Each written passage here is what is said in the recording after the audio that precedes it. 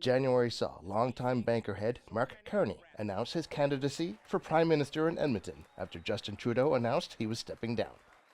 Carney went on to win the federal election in April. In these times, sending Pierre Poilievre to negotiate with Donald Trump is the worst possible idea. In February, Everett Rain resumed a lawsuit against the former Edmonton Police Chief Dale McPhee and 4 officers after he suffered a fractured skull during a 2019 arrest. An investigation noted that the evidence warranted prosecution. However, prosecutors stayed the proceedings. Then Chief McPhee said no discipline would be handed out. I don't know how the chief can say that a use of force that results in a skull fracture that the chief acknowledges was not proportional or necessary in the circumstances can be a matter that is not serious. In March, Edmonton police said no charges would be laid in the death of 13-year-old Eric Mwisu. He was stabbed at an Edmonton transit terminal in February.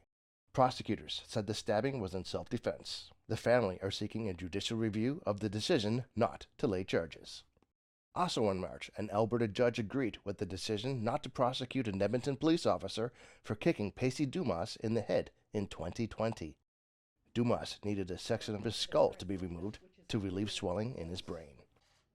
It's been one blow after another of disappointment. If you can imagine what all of these decisions by the Crown has said is that your life doesn't matter. That's the message. In June, the Siksika Nation in Treaty 7 territory received 2 sacred ribstones that had been in possession for over 100 years at the Canadian Museum of History in Quebec.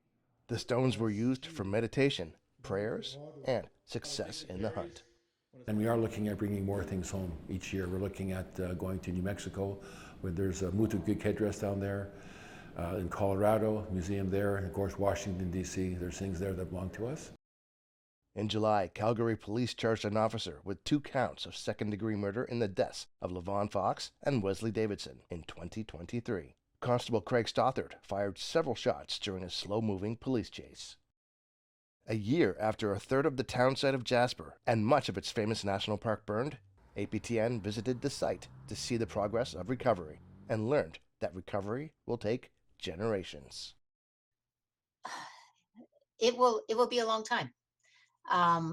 The deciduous trees and our grasses and our forbs or our flowers, we are seeing those already, and those take up that lower level of the forest. But as far as seeing a coniferous tree, an adult tree, we're looking at decades.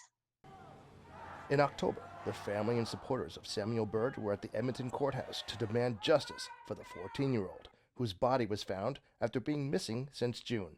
They wanted bail to be denied for Brian Farrell, who has been charged with second-degree murder in Samuel's death. His hearing has been rescheduled until February 9th. Every child matters. Samuel Bird matters. That's what we're all here for, and I really appreciate the support that's behind me here. I don't know half of them or most of them, and I'm really grateful for them being here. I'm grateful for the car horns that go by here. In November, the family of Natanis Marasti held a vigil in Edmonton to honor her. She has been missing since May. It would help if somebody out there that knows something that to come forward, talk to the police, phone that number, let us know, let them know, we'll find her. Also in November, the federal government announced fast-tracking of potential new pipelines from Alberta to the BC coast. Coastal First Nations were quick to respond. We will never allow oil tankers in our coastal waters because an oil spill could destroy our way of life. This MOU does not override the rights and title of coastal First Nations on BC's North Coast, Central Coast, and Haida Gwaii. The honor of the Crown means the federal government must consult with us on a nation-to-nation basis, and Canada's domestic and international legal commitments mean they must seek our consent. We will never consent to allowing oil tankers in our coastal waters. And that is a look at some of the biggest stories of 2025 from Alberta. Chris Stewart, APTN National News, Edmonton.